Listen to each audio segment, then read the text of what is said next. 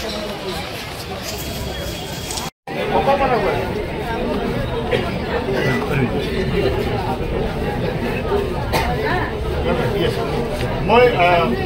অনুৰোধ কৰিছিলোঁ সাহিত্য সভা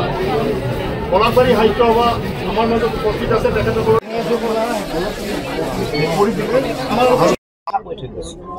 সমন্বয়ৰ এটা শক্তিশালী বাৰ্তা দিছে মানুহৰ মাজত একতা ভাতৃত্ববোধ সাম্প্ৰদায়িকতাহীন এখন সমাজ এইবোৰৰ কথা কৈছে মানৱীয় প্ৰমূল্যৰ কথা কৈছে আৰু ৰৈ ৰৈ বিনালে চোৱাৰ পাছত মানুহে আৰু যিবোৰ আদৰ্শ তাৰ গভীৰতালৈ সোমাব পাৰে সেইকাৰণে মই সমগ্ৰ অসমবাসী ৰাইজক আহ্বান জনাইছোঁ এইটো জুবিন গাৰ্গৰ যিটো মহান শিল্পী সত্তা তাৰ প্ৰতি অসমৰ ৰাইজৰ এটা শক্তিশালী বাৰ্তা আৰু শ্ৰদ্ধাঞ্জলি থাকিব শ্ৰদ্ধা থাকিব কাৰণ তেওঁ কৰি থৈ যোৱা সৃষ্টিসমূহ অসমৰ জাতীয় জীৱন অনন্তকাললৈ থাকিব কিন্তু এইটো তেওঁ নিজে কৰি থৈ যোৱা শেষটো যিটো কাম বোলছবিৰ শেষ কামটো যাতে সকলোৱে আহি ইয়াৰ লগত চিনেমাখনৰ চিন্তাৰ লগত আদৰ্শৰ লগত একাত্ম যাতে সকলো হয় সেইকাৰণে মই সকলোকে আহ্বান জনাইছোঁ বোলছবি গৃহলৈ আহক দলে বলে আৰু জুবিনদাৰ আদৰ্শক তেওঁৰ সৃষ্টিশীলতাক অসমৰ প্ৰতি কৰি যোৱা কামক সকলোৱে শ্ৰদ্ধা সন্মান তাৰ সম্বন্ধলৈ ন্যায়ৰ কথাটো যিটো আহিছে প্ৰতিটো বোলছবি গৃহতে জনগণ থিয় হৈ পুনৰ দৃঢ়তাৰে দোহাৰিছে আমাক ন্যায় লাগিবই জুবিনদাৰ মৃত্যু মুখ্যমন্ত্ৰীৰ ভাষাত হত্যাই হওক মৃত্যুৱে হওক ইয়াৰ ন্যায় লাগিব আৰু কোন জড়িত সেই কথা অসমৰ জনগণে গম পাব লাগিব কাৰ ষড়যন্ত্ৰৰ বলি হ'ল কি কাৰণে এই ঘটনা ঘটিলে কোন এই ঘটনাৰ লগত জড়িত সকলো কথা পুংখানুপুংখভাৱে অসমবাসী ৰাইজে জনাৰ সম্পূৰ্ণ অধিকাৰ আছে জানিব লাগিব আৰু ন্যায় পাব লাগিব ন্যায়ৰ কাৰণে অসমৰ ৰাইজে যুঁজি আছে যুঁজিব কোনো কথাই কোনো আমাক বিভ্ৰান্ত কৰিব খোজা মূল বিষয়ৰ পৰা আঁতৰাই লৈ যাব বিচৰা কোনো ধৰণৰ কথাই জনগণক কেতিয়াও আঁতৰাই ৰাখিব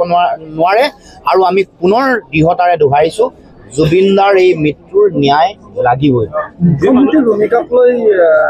অসমৰ ৰাইজে বিভিন্ন মহলত এতিয়া মানে সন্দেহৰ আঙুলিৰে কিছু কথা কৈছে মই একো নকওঁ জনগণ আটাইতকৈ শক্তিশালী বিচাৰক গণতন্ত্ৰত জনতাই সকলো কথা নিৰ্ণয় কৰে সেইকাৰণে জনগণে সকলো কথা বিচাৰ কৰিব আমিও নিৰ্মোহকৈ সকলো বিচাৰ কৰি আছোঁ এতিয়া আজি এই পবিত্ৰ দিনটোত আমি পুনৰ আহ্বান জনাইছোঁ কাশ্মীৰ ফাইলছ যেতিয়া হৈছিলে মুখ্যমন্ত্ৰী প্ৰথমে গৈছিলে আৰু যিসকল বিষয়া কৰ্মচাৰী আছিলে তেওঁলোককো মানে চিনেমাখন ছুটি দিছিলে চিনেমাখন চাবলৈ বাধ্য কৰিছিলে আজি দিনটো ছুটি দিছিলে আমি আজিও মুখ্যমন্ত্ৰীক এতিয়া পুৱা 10:15 হ'ব এই 10:15টো কৈছোঁ আজিৰ দিনটো ছুটি কিয় ঘোষণা নকৰিলে বা ঘোষণা কৰিব লাগে আৰু মুখ্যমন্ত্ৰীও আজিৰ দিনটোত নিজৰ কেবিনেট মন্ত্ৰী বিধায়কসকলক লগত লৈ চিনেমা হলত চিনেমা আজি ৰৈ ৰৈ বিনালে চাবলৈ যাবলৈ নাযায় এইটো অসমৰ ৰাইজে চাব জনতাই চাব আৰু আমিও চাম যি মানুহে 4 বজালৈকে বিচনাৰ পৰা শুই নুঠে কিন্তু আজি কিন্তু 3 বজাৰ পৰা লাইন লৈছে জুবিনৰ শক্তি নেকি এয়া জুবিনদাৰ শক্তি জুবিনদাৰ আদৰ্শ তেওঁ কৈ যোৱা কথা তেওঁৰ চিন্তা চেতনা যিবোৰ কথা কৈছিলে সেইবোৰৰ গভীৰতাটো আজি মৃত্যুৰ পিছত মানুহে বেছি উপলব্ধি কৰিছে তেওঁ আমাৰ পৰা মহাপ্ৰয়াণ হোৱাৰ পাছত আদৰ্শৰ বিশালতা মহানতা যিবোৰ কথা ক'লে সাম্প্ৰদায়িকতাহীন সমাজ এখন গছ গছনি নাকাটিবৰ কাৰণে প্ৰকৃতিৰ প্ৰতি ভাল পোৱা আৰু প্ৰেম নদ নদী পাহাৰৰ প্ৰতি ভাল পোৱা আৰু প্ৰেম এইটো দায়িত্ব পৰোপকাৰ মানৱতাবোধ মানৱীয় প্ৰমূল্য এইবোৰৰ যিটো বিশ্বজনীন আবেদন আছে সেইকাৰণে পৃথিৱীত অকল অসমতে থকা নাই জুবিনদাৰ আদৰ্শৰ সমগ্ৰ পৃথিৱীৰ গোটেই পৰিধি ভাঙিছে সেইকাৰণে আমেৰিকাতো সংগীতজ্ঞ এই কথা কৈছে যে জুবিন গাৰ্গ অকল গান গোৱা মানুহ বোলছবি বনোৱাই নহয় তেওঁৰ আদৰ্শত এগৰাকী মহান মানুহৰ এটা সত্তা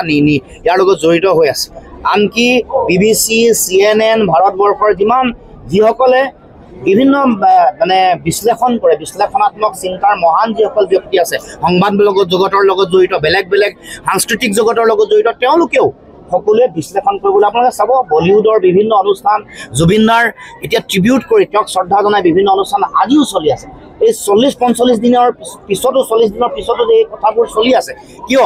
এতিয়া মানুহে দেৰিকে হ'লে উপলব্ধি কৰিছে যে জুবিনদাই কি কৰি থৈ গৈছে সমাজখনক কেৱল অসমক দিয়া নাই, সমগ্ৰ মানৱ সমাজক দিছে। সেইকাৰণে মানৱীয় আবেদনবোৰ সকলোৱে উপলব্ধি কৰিছে। যিকোনো খবৰৰ বাবে যোগাযোগ কৰক 7099017330 লগতে 7099017110 নম্বৰত।